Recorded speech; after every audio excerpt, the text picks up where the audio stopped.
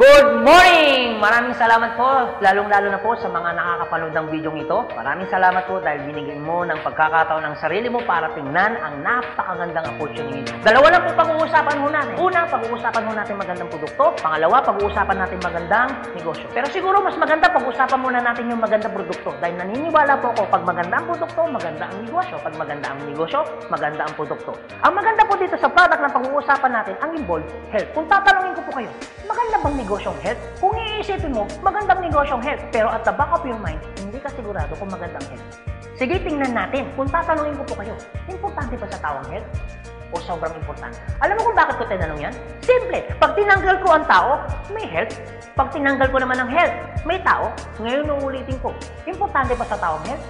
O sobrang importante? Kung sobrang importante sa tao ang health, anong ibig sabihin? Nagiging importante na rin sa tao ang business mo. Dahil ang business mo, health. Since tao po pag-uusapan mo natin, naniniwala po ba kayo na ang tao may katawan? Oo naman. Kung tatanungin ko pa kayo, importante ba sa tao ang katawan o sobrang importante? Kung sobrang importante sa tao ang katawan, what if mapabayaan ng tao ang katawan? So ano nangyayari? Nagkakasakit. Pag nagkakasakit ang tao, anong ginagawa? Nagpapadoktor, nagpapacheck up, nagpapagamot. Kung nagpapagamot ang tao, anong binibili? Siyempre, gamot. Ang gamot, gastos hindi. Siyempre, gastos. Pag hindi mo ginasusan, anong mangyayari sa sakit? Siyempre, lalala. Pag lumala ang sakit, anong mangyayari sa katawan? Siyempre, manghihina. Pag nanghina ang katawan, akala ng iba, katawan lang ang nagkakaproblema. Pero hindi na alam, apektado ang trabaho. Pag apektado ang trabaho, apektado ang kita. Pag apektado ang kita, ang pinaka-naapektuhan sa lahat, yung pamilya. Ang pinaka-malupit na naapektuhan pa sa tao, yung pangarap mo. Sabi daw nila, madali raw kitain ng pera pag masipag at matyaga. Opo, tama po, madaling kitain ng pera basta masipag, matyaga. Pero ito naman sasabihin ko sa'yo, the moment na magkasakit ka, madali rin ubusin ng sakit ang pera mo. Lagi ko po ito sinasabi, anin mo ang limpak-limpak mong salapi kung punong-puno ka naman ng sakit. At ang pinakamahirap po dyan, wala na nga pera, mahirap na nga, may sakit pa. Yun ang masakit. Since present ang sakit, ano ngayon ang gagawin mo para hindi magkasakit? Simple, wala ka ng choice. Uulitin ko, wala ka ng choice. Kailangan mo nang uminom ng food supplement. Alam kung bakit? Marami ng kumpanya ng tayo. Marami ng pharmaceutical ng tayo. At hindi naman nila i-inventoyin ang mga produktong yan kung hindi kailangan. Bakit? Kasi kailangan mo na talaga. Ngayon, pwede mo sabihin sa akin, teka lang Anthony, food supplement? Gastos yan eh. Opo, gastos nga ang food supplement. Pero ito naman sasabihin ko sa'yo, di bali nang gumastos ako, at least healthy naman ako. Bakit? Pag nakakasakit ka ba, ano bang ininom mo? Di ba gamot? O tanong, gastos hindi. Di ba gastos? Kung ikaw tatanungin ko, anong gusto mo? Gumagastos ka na healthy ka? O gumagastos ka, may sakit ka? Paras na gastos. Ang malupit po niyan, every time na gumagastos ka, may sakit ka pa. Komportable ang katawan? Siyempre hindi. Sabihin na natin gumagastos ka dito, at least healthy ka naman. Ang pinakamaganda sa lahat. Bukod sa healthy ka na, business mo pa. Dahil business mo pa, kumikita ka pa. Ang pinakamaganda sa lahat. Bukod sa healthy ka na, kumikita ka pa. Bukod sa kumikita ka na, healthy ka pa. Ano ngayon ang pakiramdam na bukod sa healthy at kumikita ka na, nakakatulong ka pa? Maganda o napakaganda? O sige, pag-usapan naman natin yung magandang negosyo. Maaaring nagustuhan mo yung product, maaaring bibili ka ng product. Pero ito yung totoo, gagawin mo kayong negosyo. Kasi bakit? Pag business ang pinag-uusapan, hindi naman kasi lahat ng tao business-oriented. Karamihan ng tao is career-oriented. Alam mo kung bakit? Marami kasing tao na pagdating sa business, ang dami niyang perspective. Alam mo isa sa mga perspective ng tao pagdating sa negosyo? Una, wala akong pera. Pwede mo sabihin sa akin, teka lang Anthony, wala naman akong pera. Kanina, nung pinapanood mong video nito, wala kang problema. Pero ngayon, may problema ka na. Ano? Pera. Pangalawa, ang maaaring problema mo, wala akong time. Pwede mo sabihin sa akin, teka lang Anthony, okay yung negosyo kaso nga lang wala akong time. Walang kaso. Pero mayroong mas worse. Wala ka nang time. Wala ka pang pera. Pangatlo, maaaring itong problema mo. Teka lang Anthony, okay yung business kaso nga lang hindi ko yan alam. Hindi ko yan hilig. Hindi ko yan linya. Ew. Pero ito yung totoo. Marami naman tao sa labas na ginagawa niya linya niya, ginagawa niya hilig niya. Pero tanong, kamusta ang buhay? Sabihin na natin hindi mo to hilig. Sabihin na natin, hindi mo rin tuloy niya. Pero ito sasabihin ko, kung eto naman ang magpapabago ng buhay mo, bakit hindi mo siya ninyahin? Pang-apat, maaaring ito isa sa mga problema mo. Teka lang, Anthony, okay ang business. Kaso nga lang, risky yan. Naku, malulugi lang ako. Ang pinakamalupit, hindi mo pa tinatayo yung negosyo mo, feeling mo, lugi ka na. Ang matindi niyan, ano malulugi sa'yo? Eh di ba sabi mo, wala kang pera? Eto tanong, kung problema mo ang pera, problema mo ang oras, problema mo dahil wala kang alam, kasi iniisip mo baka malugi ka, ito sasabihin ko. Hindi lang naman to ang una or pangalawang pagkakataon na pwede kang ma-involve sa business. Kung yan ang problema mo, bakit? Pagdating kayo ng panahon, yan pa rin kayo problema mo. Pag-usapan po natin ang life cycle. Naniniwala ka bang may life cycle? Oo naman, importante po ang life cycle. Kasi po, hindi po magiging balanse ang mundo pag walang life cycle. Isa sa mga dinadaanan ng tao na life cycle, yung pag-aaral. Kung ikaw magkakanak o magkakaanak pa lang, pag-aaralin hindi. Siyempre, pag-aaralin. Kawawa naman yung bata pag hindi natuto, hindi marunong magsulat, hindi marunong magbasa. Pagkatapos mag-aral, anong susunod? Siyempre, gagraduate. Pagkatapos graduate, anong susunod? Siyempre, magtatrabaho. Pero pansinin mo to. Meron po mga taong hindi nakapag-aral, hindi nakagraduate, pero nagtatrabaho. Bakit? Isa sa mga life cycle po na dinadaan ng tao, kailangan po magtrabaho. Etong tanong, gusto niyo po ba habang buhay nagtatrabaho? Siyempre, hindi. Gustuin niyo man po magtrabaho ng 60 to 65 years old, wala na ho kayong choice. Ang sasabihin ng boss mo, you're out. Bakit? Anong tawag ko doon? Retire. Pag kayo po ba nag-retire, may pera wala? Siyempre, meron. Anong tawag mo doon? Retirement fee. Dahil ikaw ay nag-retire, ang trabaho, tuloy tigil. Siyempre, tigil. Pag tigil ang trabaho, ang sweldo, tuloy tigil. Siyempre, tigil. Dahil tigil ang trabaho, tigil ang sweldo, ang gastos, tuloy tigil. Siyempre, tuloy. Dahil tuloy ang gastos, ang retirement fee na pinaghirapan mo, maubos hindi. Siyempre, pwedeng maubos. Para hindi maubos ang perang pinaghirapan mo, anong gagawin mo? Maaaring naiisip mo ngayon kung ikaw nakakapanood ng video nito. Maaaring siguradong maiisip mo ngayon, business. Ito tanong. Kung papasok ka ngayon sa business para hindi maubos ang pera mo, teka lang, akala ko ba kanina, iniisip mo, teka lang Anthony, wala akong pera kasi mamumulan ako dyan. Pero sabihin ko, kung iniisip mo kanina, wala kang puhunan, mamumunan ka kasi, eh di ba ganun din dito? Mamumunan ka rin. Di ba sabi mo kanina, wala akong time? Kung iniisip mo na wala kang oras, bakit?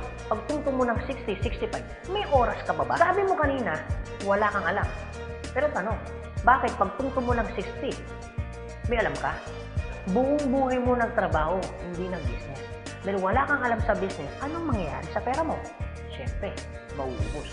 Anong sense, nagtrabaho mo ng buong buhay mo, papasok ka sa business, dahil wala kang alam sa business, ang perang pinaghirapan mo, mauubos lang. Kaya marami pong mga tao nagre-retire, pumapasok sa business, still broke pa rin. Alam kung bakit? Kasi wala silang alam sa business. Kung ikaw ang nakakapanood ng video nito, huwag po kayo mag-alala. Kasi bakit?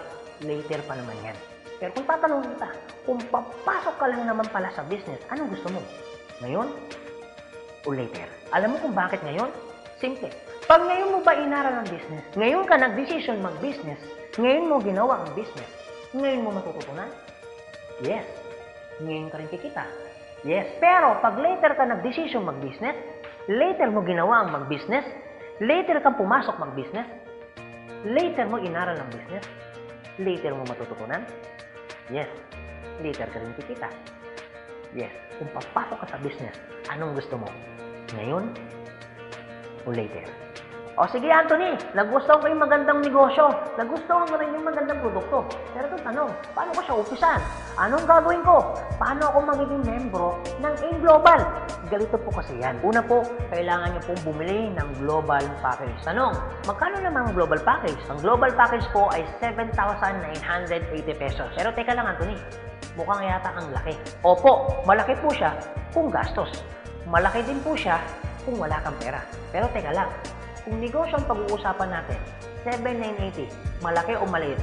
Alam niyo po, sobrang liit lang po niyan. Maaari pong malaki po ang 7,980 pesos kung hindi mo makikita yung value ng pera mo. So, kung gusto ko po mangyari, ipakita ko po sa inyo kung ano yung value ng 7,980 pesos mo. Una, magkakaroon ka ng product na worth 6,000 pesos. Pangalawa, magkakaroon po kayo ng insurance. Meron po kami tinatawag na personal accident insurance na 200,000, unprovoked murder and assault na 50,000 pesos, 10,000 pesos medical reimbursement. Hindi lang yan, meron pa kami tinatawag na burial assistance na 10,000 pesos. Pangatlo, magkakaroon ka pa ng discount from 25% up to 50%. lifetime discount. Pang-apat, magkakaroon ka naman ng business kit, brochure, CD na kung saan magagamit mo sa pagninegosyo mo. Pang-lima, magkakaroon po kayo ng tinatawag ho namin free medical check-up. CBC, urinalysis, fecalysis, chest x-ray, dental, lahat ng yan kasama po doon sa free medical check-up. Pang-anim, magkakaroon ho kayo ng ATM, video at China Trust. I suggest po, kung ikaw ngayon ay nasa abroad, mas maganda pong kunin ninyo ang China Trust. Alam niyo kung bakit? This is an international debit card na kung saan po, mawi-withdraw ninyo ang pera ninyo na kahit saang bansa. Kung hindi naman ho kayo mag-abroad, pwede po kayong kumuha ng BDO. At hindi lang yan, pang-pito, magkakaroon po kayo ng tinatawag ho naming web page. So ano pong advantage ng web page ho natin? Magkakaroon ho kayo ng DTC, Distributor Tracking Center, na kung saan mamomonitor nyo lahat ng transaction na nangyayari po sa business ninyo. At hindi lang yan, ang pinakamaganda, yung pang-walo. Meron po kami tinatawag na scholarship program. So ibig sabihin, pag naging member ka ng AIM Global, automatic bibigyan ho namin kayo ng scholarship certificate. So ang maganda po doon, sa scholarship po natin, transferable.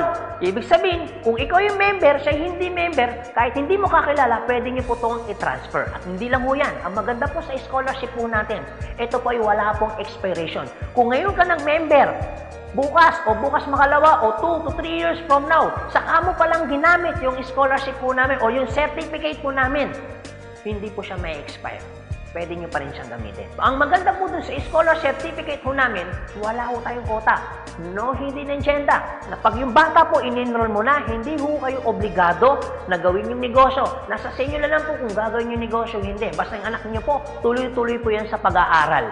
So wala ho tayong hidden agenda, no quota. Kahit hindi ho kayo bumili ng product, kahit hindi ho kayo mag-imbita ng tao, kahit hindi nyo po ito gawin. No obligation, no commitment. No hidden agenda. Yan po yung kabuuan ng global package ho natin doon sa perang binitawan mo na 7,980 pesos. Ang tanong, maganda po ba o napakaganda? Sulit o sulit na sulit? Okay, sige, ganito Anthony. Nagustuhan ko yung magandang negosyo. Nagustuhan ko rin yung magandang produkto. Sige, magjo-join na ako. Eto tanong, kung ako pa papasok na ngayon at gagawin ko na yung negosyo, paano naman ako kikita? Ganito po yan. Una, kikita po kayo sa tinatawag naming retailing. Sa retailing naman po, from 25% up to 50% kikita ka. Kung hilig mong magbenta, aba, bagay na bagay ka dito. Kung hindi ka naman mahilig magbenta, wala din pong kaso. Pangalawa, eto po maganda. Meron po kaming tinatawag na binary income. Sa binary income, dalawa pwede nyo pong pagkakitaan. Una, pwede ko kayong kumita sa tinatawag namin direct referral bonus. Magkano direct referral bonus? 500 pesos. At pangalawa, pwede naman kayo kumita sa tinatawag namin match sales bonus o madalas ang tawag ho namin dyan, pairing bonus. Magkano naman ang pairing bonus? 1,500 pesos. O sige Anthony, mukhang maganda yung binary income na yan. Paano ka pa kikitain yung direct referral bonus na 500 at paano ka naman kikitain yung pairing bonus na 1,500? Okay, ganito po yan. Pag sinabi pong binary, dalawa po yan. It's either ilalagay mo sa kanan o ilalagay mo sa kaliwa. Ang trabaho mo, mag-imbita. Pag ikaw ngayon nag-imbita, at yung inimbita mo ay bumili ng global package, sabi na natin, dalawa yung inimbitahan mo. Yung isa, inimbitahan mo, nilagay mo sa kanan. Yung isa naman, inimbitahan mo, nilagay mo naman sa kaliwa. Pagbili ni A, automatic, meron kang tinatawag na direct referral. Pagbili naman ni B, automatic, may kikitain ka naman na direct referral ng 500 pesos. At hindi lang yan, meron ka pang bonus. Pag may pumasok sa kanan mo at may pumasok sa kaliwa mo, automatic, magpipair po siya. Magkano pong pairing bonus? 1,500 pesos. Basta ang usapan po, every time may papasok sa kaliwa, every time may papasok sa kanan, automatic po, pairing 1,500. Sa tingin mo ba, si A, meron din bang kaliwa? Meron din kanan? Si B, meron din bang kaliwa? Meron din bang kanan? Sa tingin mo ba, ikaw pa ba ang nag-imbita dun sa inimbita ni A and B? Siyempre, hindi na. Eto maganda. Sa labas, no work, no pay. Pero sa amin, yung taong dinala ni A at ni B, automatic, kikita ka pa rin ng pairing bonus. Magkano pairing bonus? 1,500 pesos.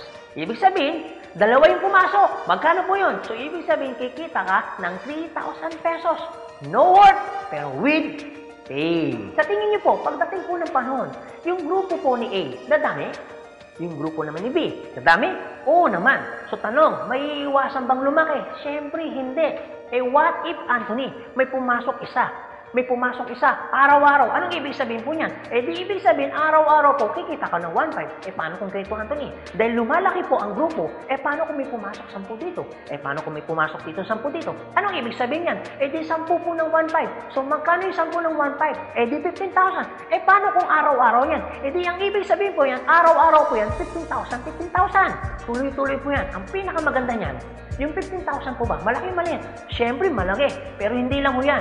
You have opportunity para kumita ng 24,000 pesos per day. Alam ko medyo nag-iisip ka. Maaaring iniisip mo na hindi ka kikita. Pero maaaring iniisip mo rin na kikita ka. Pero kung mag-isip ka ng hindi ka kikita, kung mag-iisip ka ng kikita ka, para sa ginawa mo, nag-isip ka pa rin. Pero kung mag-iisip ka lang naman, mas maganda lang pong nag-iisip ka, nakikita ka, kaysa naman nag-iisip na hindi ka kikita. Ito po masasabi ko sa inyo.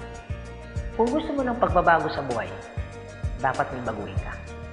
Pero pag wala kang binago, walang mababago. Ang tanong, gusto mo ba ng pagbabago sa buhay? Siyempre, oo. Ang tanong, kailan mo uumpisahan ng pagbabago? So guys, maraming salamat po sa inyong lahat. God bless, and to God be the glory. See you at the top. Thank you.